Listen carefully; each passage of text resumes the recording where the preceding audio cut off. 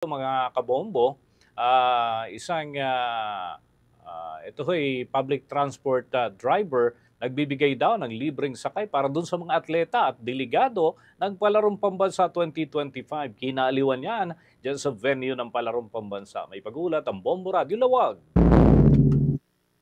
Isang tricycle driver na si Mr. Ronald Alan Taxuan mula sa lungsod ng Bataca dito sa lalawigan ng Ilocos Norte ang nagbibigay ng libreng sakay sa mga atleta at delegado ng Palarong Pambansa 2025.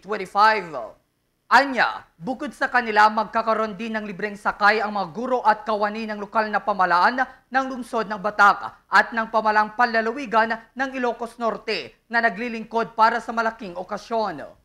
Paliwanag niya na sa sandaling naglabas ng fare guide ang Metro Ilocos Norte Council upang maiwasan ang overcharging o paniningil ng mataas na pamasahe sa mga nasabing atleta at delegado ng Palarong Pambansa, nagpasya siyang i-alok ito ng walang bayad.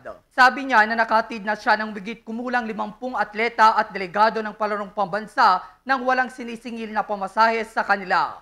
Kaugnay nito, pinuri ng mga atleta at delegado na naging pasahero ni Mr. Taxuan ang isinasagawang libreng sakay para sa kanila.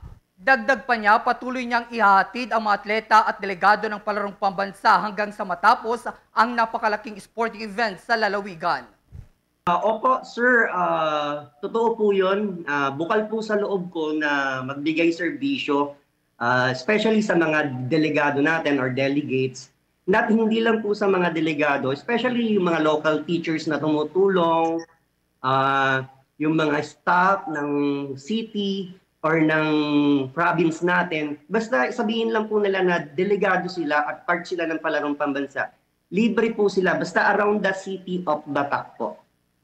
Samantala, ang terminal ni Mr. Taxuan ay matatagpuan sa Catalino Acosta Memorial Elementary School sa lungsod ng Bataca, kung saan ito ang nagsisilbing billeting quarters ng mga atleta at delegado mula sa Calabarzon Region.